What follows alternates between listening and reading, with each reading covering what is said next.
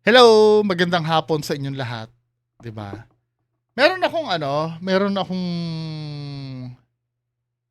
mga videos na napanood na pinapasa sa akin. Pero sa kakapanood ko 'no, parang napaghalataan kong AI yata. Katulad nito 'no. Pero tingnan natin ah, yung mismong ginagawa. Wag muna nating isipin na AI 'to. So ito, meron siyang nagpe-prepare ng burger 'yan, dinuduraan niya. Sarap ah.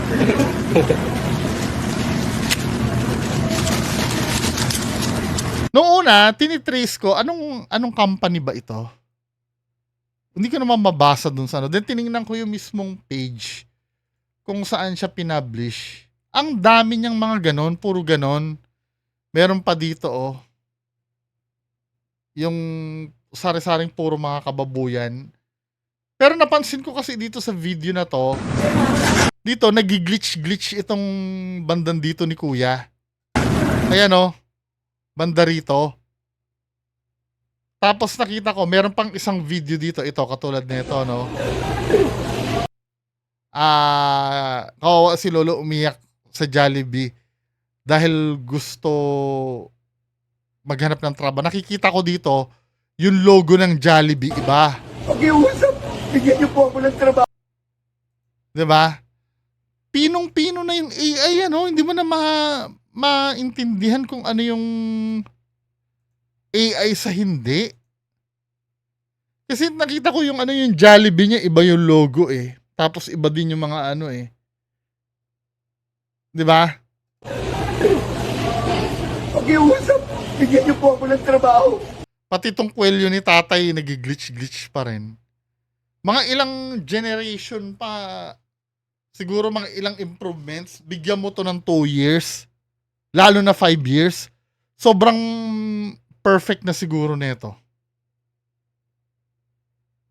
Kasi ang dami kahit ako nung una napanood ko yung nagpasa sa akin ng video na 'to, si Sir anong name mo sir? Nakalimutan ko na, eh. Yung nagpasa sa akin ng video nito ano, eh, nandiri din ako, eh. Pero nung nakita ko na parang mali-mali yata ta's wala pang logo yung company. At tapos nakita ko pa yung mga glitch-glitch katulad nito yung kwelyo niya. Buhay ko po lahat. AI pala, 'di ba? Pero sa kabilang banda 'no, sa kabilang banda, nangyayari ito. Yung ganyan, yung dinuduraan yung kasi naalala ko 'no, nung nagtatrabaho pa ako sa mall, meron akong nakaaway, I think Burger King yata yung nakasagutan ko. Kasi ang sinabi, ah, "Willing to wait po ba kayo 15 minutes?" Tapos hindi nasunod yung 15 minutes, inabot na ng 30 minutes. Eh, nagalit ako dun, sinabihan ako nung kasamahan ko, "Kung magagalit duduraan yung ano mo niyan." 'Di ba? Duduraan yung medyo nag-ano ako 'no, naano ako kaya every time na 'pag nagsungit ako, tinitingnan ko talaga yung loob. Awa ng Diyos wala pa naman akong nahuhuli na kakaiba, 'di ba? Pero ano daw 'yan, eh, common practice 'yan, eh. Kung ako lang sana, wag niyong gagawin 'yun, 'di ba? Yung mga ano diyan, yung mga nagtatrabaho sa supermarket, sa mga fast food o sa restaurant, 'pag sinungitan kayo ng customer, mas maganda pang ano, eh, sigawan niyo na rin pabalik, eh, kaysa yung dadaanin niyo sa ganito. Kasi katulad niyan ano, 'pag nahuli kasi 'yan men, hindi lang naman ikaw ang parurusahan diyan, eh. Damay pati yung pinagtatrabahuhan mong ano diyan, eh, restaurant, eh. Akala niyo cool 'yan, yang ganyan, 'di ba? Kung totoong ginagawa 'yan, hindi siya maganda. Mag-ano kayo, mas honorable pa ang gagawin niyo kung, lalabanan niyo yung customer. Kaya halimbawa sinuntok kayo 'no, kung susuntukin niyo rin pabalik. Pero yung dadaan niyo sa ganyan, kasi ano 'yan, eh, yung pagkakaroon kasi ng bastos na customer, yung walang manners na customer, yung bastos na ibig ko sabihin, yung parang masakit magsalita, given na yun eh. Sa lahat ng trabaho. Kasi expect mo na talaga na ang mga customer talaga ay boss talaga natin yan. 'Di ba? Yes, no, sometimes nakakabwisit talaga, pero part yan ng trabaho eh. Kumbaga, pag pumasok ka sa isang kumpanya, part na ng trabaho mo na mapapagalitan ka din ng boss mo. 'Di ba? Yan dapat ang paghandaan din ng mga Gen Z, na mga bagong graduate ngayon, na hindi hindi unicorns and rainbow ang real world. Harsh ang real world.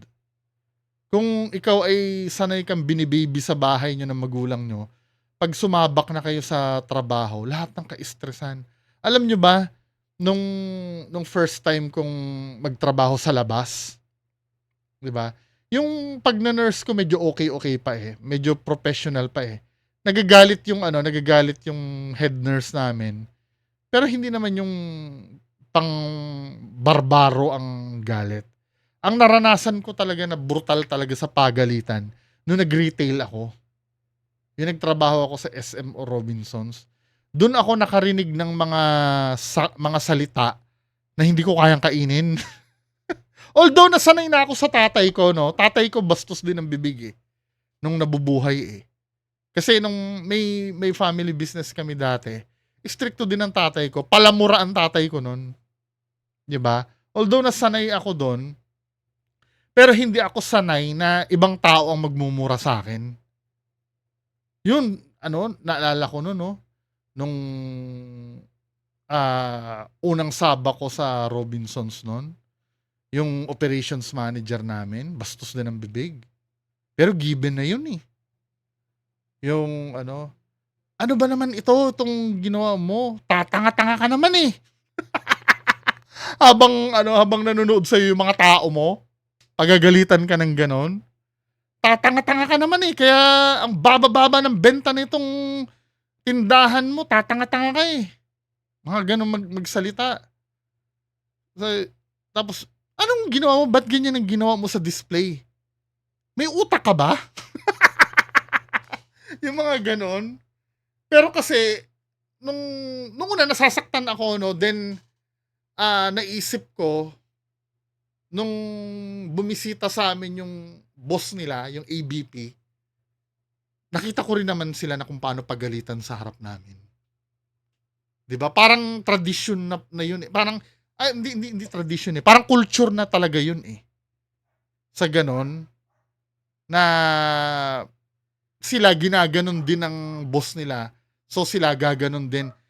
Pero ako, kahit na ganun ang ginagawa sa akin, hindi ko ginagawa yun sa mga nasa baba ko. 'Di ba? Siguro nagmumura ako, no? Alam mo naman yung mura na nagbibiro. 'Di ba? Hindi ako masakit magmura eh. Yung parang halimbawa, ano naman ako, gago ka naman. Yung, alam mo yung tumatawa pa ako. Yung yung yung biro lang na gago, mamaya mapagalitan tayo dyan. Yung mga ganun lang, pero hindi yung mumurahin ko na kasi ang unang iniingatan ko doon, mawalan sila ng tiwala sa akin eh. Kailangan laging ang impression ng mga nasa baba ako, pinagtatanggol ko sila lagi. Kaya para mahalin nila ako. 'Di ba? Sinasalo ko. Totoo naman 'yon. Hangga't kaya ko saluhin, sinasalo ko talaga. Kahit na sobrang sablay, wag lang yung wag lang yung nagnakaw, wag lang yung nandaya sa time card. Wag lang yung sa pagsisinungaling, yon, wag lang yon. Pero kung halimbawa na late ka or tinanghali ka ng gising, nagiging matapat ka naman sa akin, 'di ba? Eh kaya ko na masaluhin yon, yung mga ganong bagay. 'Di ba? Or nahuli kang natulog sa sa warehouse. Nangyari yun eh. 'Di ba? Pinagalitan siya nung operations manager namin. Nahuling natulog sa "Ayoko na makikita 'tong tao mo na 'to ha." Sinabi sa akin. Eh di halos mangyak-ngyak na siya. Tapos hinila ako ng yun din na nagturo sa akin eh. Hinila din ng operations manager sa loob. Sabi, "Uy, wag mong tatanggalin yan ha. Pinapakita ko lang na pinapagalitan ko siya sa harap mo, tapos ang sabihin mo sa kanya, pinagtanggol mo siya para mahalin ka ng tao mo. Yun ang sinabi sa akin ng operations manager namin. Although na sinigaw niya na tanggalin ko na, 'di ba? Tapos pag hindi siya natanggal, iisipin ng tao kasi na na pinaglaban ko siya. At yung loyalty niya mapupunta sa akin. Hanggang sa dumating yung time na tinutotoo ko na talaga yon. Kasi yung success naman kasi ng store nyo, hindi akin yun eh. Sa mga ginawa ng mga nasa baba ko yun eh. Hindi naman ako yung nagmamap ng tindahan. Hindi naman ako yung nagre-refill ng stocks ng tindahan. Hindi naman ako yung nag-inventory. Taga-utos lang naman ako eh. 'Di ba? Medyo may pagkatamad. Aminado ako, medyo may pagkatamad ako na manager. Pero pero malaki naman ang puso ko, 'di ba? Sa mga Tsaka ang pinaka-weakness ko talaga, maawain ako. Yun ang pinaka-weakness ko talaga. Pero pag maangas siya, kaya ko talagang tanggalin. Hahanapan ko talaga ng butas. Pero pag naawa ako, yun hindi ko talaga kaya. Meron nga ako isang tao na na ready ko na talagang tanggalin kasi laging late. 'Di ba? Ilang beses ko nang pinagbigyan, mag-improve ka naman. Late ng late, 'di ba? Ang pangatlong late niya, dismissal na. Dapat nasa hatol ko na 'yon, pwede ko na siyang ligwakin. Putang ina nung ay hindi, ang mangyari hindi ko na talaga siya i-renew. Kasi contractual eh. Hindi ko na siya i-renew. Kasi sobrang late lagi, hindi maasahan. Hindi naman siya nagnakaw, no? Hindi naman siya nameke or nagsinungaling. Talagang lang, putya nung renewal, dinala yung anak na baby. Dinala yung anak na baby, habang dala-dala yung kontrata niya. Sir, wala po kasi magbabantay sa anak ko eh. Diba? Kaya dinala ko muna. Tapos pinapadede sa harap ko. Tapos yung yung pipirmahan ko yung renewal niya.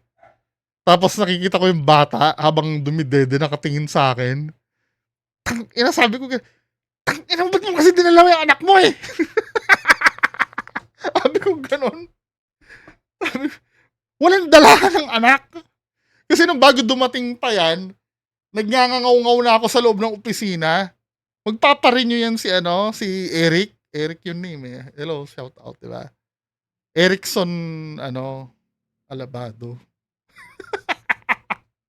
Magpaparenew yan. Sabi kong ganon. Tamad yan eh. Talagang sumisinisigaw-sigaw ko na. Ay, hindi ko talaga pipirmahan yan kahit anong mangyari. Gumaganon-ganon na ako.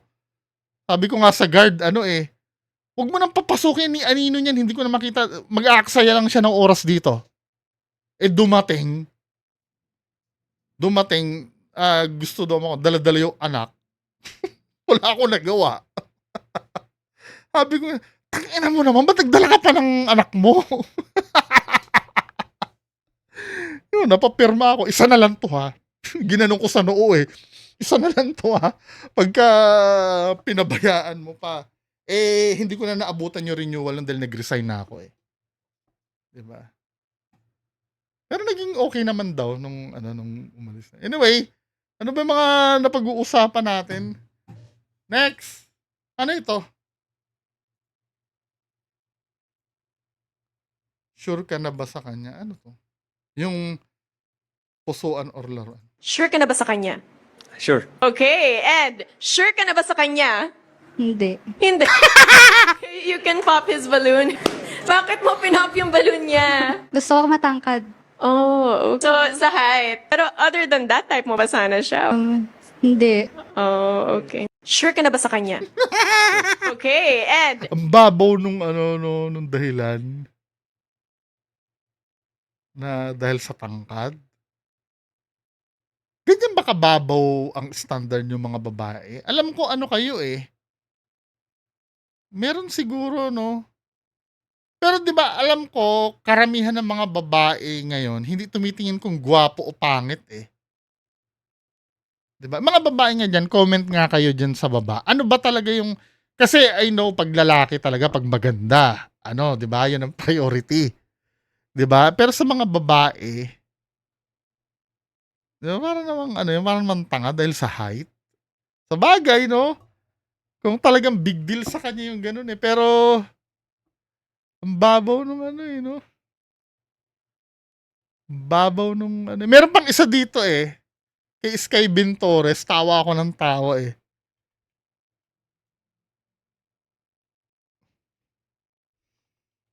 Tawa ako ng tawa yung tinanong, ah, yung yung sa intimidation tungkol kung ano yung kini-intimidate mo sa babae. Kayo, anong sagot niyo? Ang bagal lang kasi ng internet ko, sana pinaghandaan ko pala 'to. Kay Sky Bentores yun, eh. Ano ba yan? Wait lang, hahanapin ko siya. Pinost niya yun, eh, ta's kung ano-ano mga sinabi nung ano, nung lalaki. Ano ba yun? 'To. Sky Bentores. Shoutout sa'yo, sir, natawa ako dun, eh. Tapos at the same time, hiyang-hiya ako dun sa anong putya. Ba yan, ang bagal naman ng anyway, balikan natin yun, ha. Baka maubos sa oras natin. Ano 'to? Itong isa.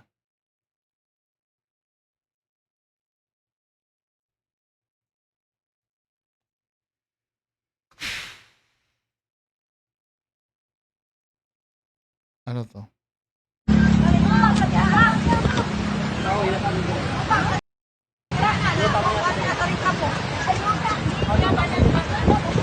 Ay, putang ina!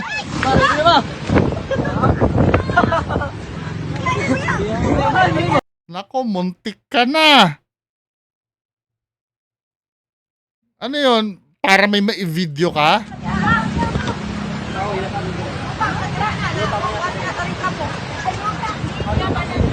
Nagbibidyong gago. Muntik ka na. Pag nalaglag ka, yari ka. Naku, pag mga ganyan, mag-iingat kayo, no? Actually, ayokong kontrahin yan, eh, na nagbablog sa ganyan. Kasi dahil sa mga inyo, yung mga nagbablog ng mga ganyang bagay, na, na naoobserbahan namin kung ano nangyayari. Kasi hindi, yung mainstream media kasi, hindi na ano yan, eh, hindi na kaya ng mainstream media na lahat ng sulok kasi ay makikita. Malaking tulong din kasi yan, yung ginagawa ng mga chismosa, 'di ba? Para malaman natin yung nangyayari. Pero konting ingat, ha? Hindi worth it yung ano, yung video na ano nyo. Hindi worth it yung video na maya upload nyo. Konting ingat. Next, ano to? Kung napakabagal. Next time na lang yung ano. Ang video na po na ito ay base lang po sa totoong nangyari sa akin. Shinare ko lang po ito para sa kaalaman ng lahat. Wala po akong idea kung sino sila and I don't intend to make this post go against anybody. Marahil ginawa lamang nila ito dahil sa tawag ng kanilang tungkulin. It's just that it happens and people should be aware of na huwag po tayong basta-basta mag-video kahit saan.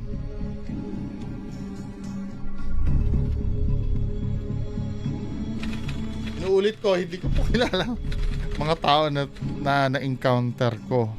Huwag po natin silang husgahan base sa panood. Nagsimula po ang pangyayaring ito nang sitahin ako ng grupong ito na walang pagkakakilanlan kung sino sila. Dahil po sa pagbibideo ko ng sitwasyon ng traffic sa lugar na ito. Nangyari po ito noong August 18, 2023, 12:30 po ng tanghali sa isang lugar po sa kahabaan ng Commonwealth Avenue. Mapasok na po ako sa trabaho ng mga oras na ito. Hindi ba Iglesia ni Cristo ito? Kasi naalala ko noon, nung college ako, di ba may parang malaking kapilya ng Iglesia ni Cristo sa malapit sa SM North, sa may Muñoz yata yung, correct me if I'm wrong. Parang may ganyan din, eh. Yung talagang may sariling lane dahil ang balita darating daw si Eranio Manalo yata that time. Parang merong pinapasarang isang lane.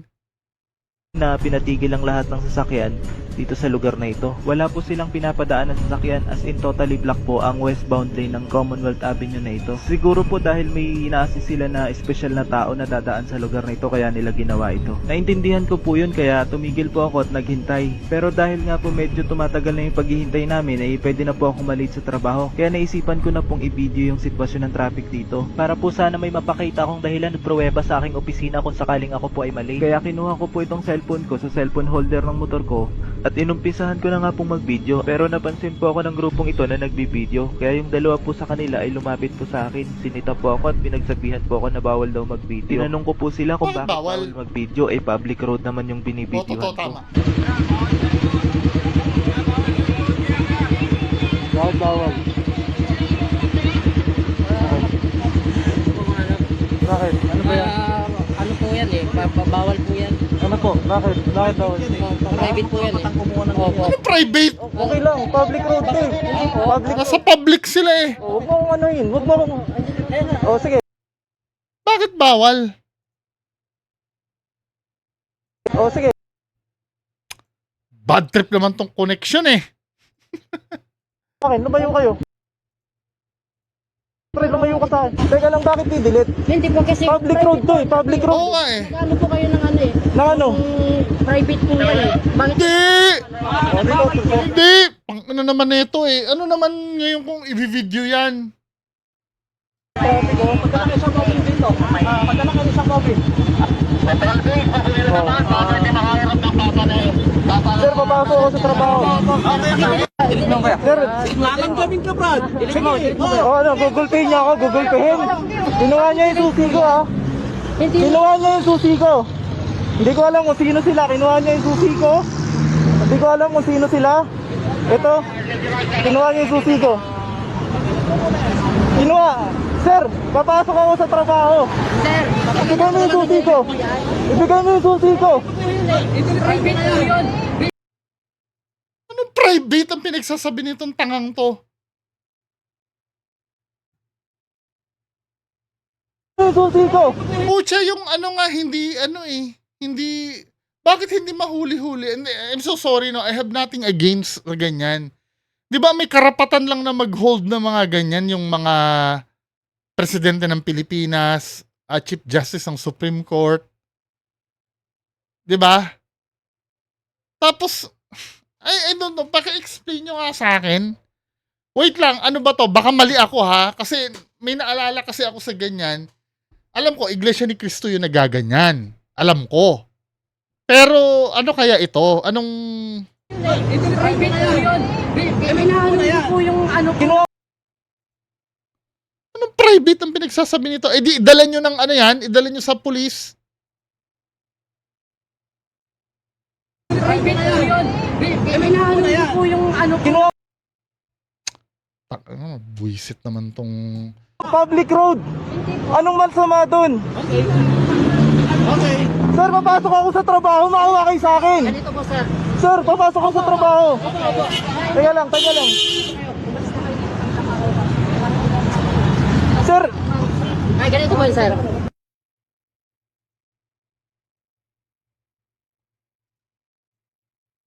Ko naman... Sir. sir, susi ko to. Oh, Sir, ganito. Usap lang ba tayo ah? layuan niyo ako, pre. Public road to. Ganito po sir, usap tayo. Usap tayo sir. Ganito po yun. Yung kaya bawal po yan sir kasi nga ini-expose nyo ba yung pagka-private ng isang Ano ini-expose ang pagka-private? Nasa public kayo. Walang expectation ng privacy dyan. Eh di sana hindi siya lumabas ng kalsada kung sino man yan, ano? Hindi sana siya lumabas ng kalsada. Kung ayaw niya ma-expose yung sarili niya, bullshit! Wala akong pinost sa kahit saan. Wala akong pinost. Paano po namin masisigurado na hindi Papasok nyo po ako sa trabaho. Papasok ako sa trabaho. Wala akong ginawa sa inyo. Ikaw, ba't kinuha mo susi ko? Siyempre, yabanti mo to, Brad eh. Opo, ako lang ako sir. Papasok ako sa trabaho. Bakit? Oh, Ganito ba sir? putang delikado yung ginagawa niyo sa akin. Nakakasuhan kayo dyan. po akong idea kung sino sila. Hindi ko Ano bang problema nito mga to?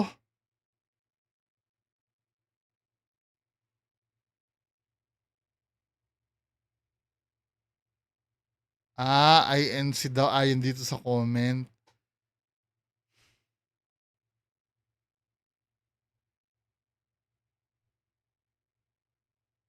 Tapos meron pa dito, buti nga sa'yo kamuting bobong rider. Sinabi ng bawal, ayaw pa niya. Matapang ka ha. Ayun, iyak. po alam kung pulis sila or MMDA dahil hindi naman po sila nagpakilala sa akin or nagpakita man lang ng ID nila. Kinabukasan po within 24 hours, August 19, 2023, 11 AM ay nagtungo po ako sa parehong lugar. Nagtungo po ako sa barangay na nakakasakop dito para ipablatter po yung pangyayari at maayos naman po nilang tinanggap yung reklamo ko. Aalamin at iimbestigahan daw po nila ang pangyayaring ito at 2023 pa pala kinuha po nila to. yung contact Pero hindi siya nabalita, no? number ko. Pero isang buwan na po ang nakalipas wala pa rin po silang update sa akin. Nakakatrauma po pala mapunta sa ganitong sitwasyon lalo na kung mag-isa ka lang. Kaya babala po sa ating lahat, wag po tayong basta-basta magbibideo. Dahil maaari po pala natin itong ikapahamak at sana po ay magsilbing aral sa Sobra naman yun. Diba? Created equal tayo lahat, men eh. Sa totoo lang, kahit si Jesus Christ mismo, hindi nagpa-VIP yun eh. Diba? Bahala kayo. Yan lang ang pag-uusapan natin ngayong hapon. Magandang hapon sa inyo lahat. Bye-bye.